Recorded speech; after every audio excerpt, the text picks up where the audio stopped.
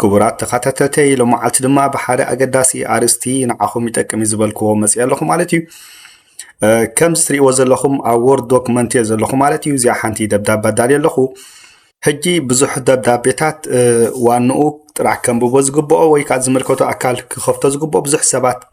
ከንብብዎን ክኸፍትዎን ንርኢ ኣለና ማለት እዩ ነዚ ውሕስ ንምግባር ድማ ከመይ ጌርና ፓስወርድ ንገብረሉ ክርኢና ማለት እዩ ፓስወርድ ምስ ገበርና እቲ ሰብ ጥራሕ ክኸፍቶ ከም ዘለዎ ንሕና ንሱን ጥራይ ከም ንፈልጦ ክንገብር ኢና ማለት እዩ ኣብዚ ፋይል ዝብል ዘሎ ኣብኡ ክሊክ ንገብር ቀፂልና ኣብዚ ሴፍ ኣዝ ዝብል ዘሎ ኣብኡ ሓንቲ ግዜ ክሊክ ንገብር ማለት እዩ ድሕሪኡ ኣብዚ ትሪእዎ ዘለኹም ብዙሕ ምርጫ ሂብና ኣሎ እዚ ስፒስሎብ እዚ ወይ ከዓኒ ዶክመንት ኣብዚ ከዓኒ ዴስክቶፕ ኣለና ማለት እዩ ሕጂ ኣነ ኣብዚ ዴስክቶፕ ክገብሮ ማለት እዩ ሓንቲ ግዜ ኣብኡ ክሊክ ንገብር ሕጂ ኣብዚ ስሙን ክንገብረሉ ንኽእል ኢና እንተደሊና ስም ክንቅይረሉ ንኽእል ኢና በቲ ደስ ትበለና ማለት እዩ ኣብዚ ከዓኒ እንታይ ንገብር ኣብዛ ወርድ ዶክመንት ዝነበረት ናብ ፒዲኤፍ ንቕይራ ማለት እዩ ብዙሕ ግዜ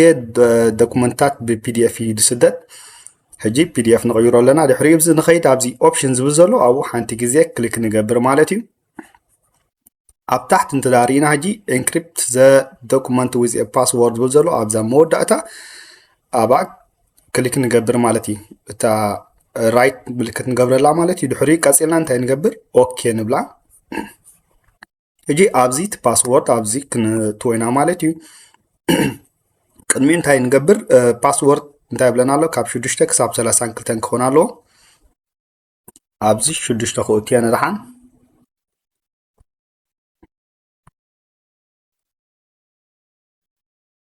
ሕጂ 6 ገይረ ኣለኹ ኦኬ ክብለያ ማለት እዩ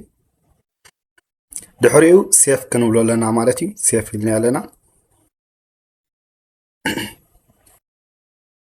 ሕጂ ከም ትሪእዎ ዘለኹም ፓስወርድ ተዓፂሎ ማለት እዩ እንታይ ትብለንላ እዚ ዶክመንት እዚ ብፓስወርድ ተዓፂሎ ትብለንላ ማለት እዩ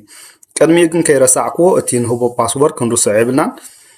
ብዓብ እንተኮይኑ ብንእሽተይ እንተኮይኑ ትኽክል ክንእትዎ ኣለና ማለት እዩ ክንጋገ የብልናን ኣብዚ ክንጥንቀቕ ኣለና ድሕሪኡ ክንከፍቶ ንኽእል ኢና ንሓዋሩ ክጠፊ እዩ ማለት እዩ ወይ ከዓኒ ብካልኣይ ግዜ ነቲ ዶክመንት ክልተ ግዜ ሴፍ ንግበሮ ሓደ ብደይ ፓስወርድ ተኻልኣይ ከዓ ብፓስወርድ ማለት እዩ ሕጂ እቲ ፓስወርድ ኣብዚ ክንእትዎ ኢና ማለት እዩ ክንሪኦና ከመይ ከም ዝኽፈት ከም ትሪእዎ ዘለኹም ተኸፊቱ ብፓስወርድ ተዓፅዩ ተኸፊቱ ኣሎ ማለት እዩ ናብ ዝኾነ ሰብ ክንሰዶን ከለና እዚ ውሑስ እዩ ንኩሉ ግዜ እንተዳ ተኸፊቱ ከዓ እቲ ሰብ ብናቱ ፍቓድ ንሰባት ሕሊፉ ይህብዎ ኣሎ ማለት እዩ ስለዚ ውሑስ እዩ እዚ መገዲ እዚ ክንጥቀም ይግባአና የቐኒየለይ ስለዚ ተኸታተልኩምኒ ከምኡ ድማ ሸር ኢልኩም ሳብስክራይብ ተዳጊርኩም ለይካ ኣዝየ የመስግነኩም ብኻልእ ትገብሩለይ ምትዕባዕ የመስግነኩም ብኻልእ ኣርእስቲ ክሳብ ንራኸብ ሰሰና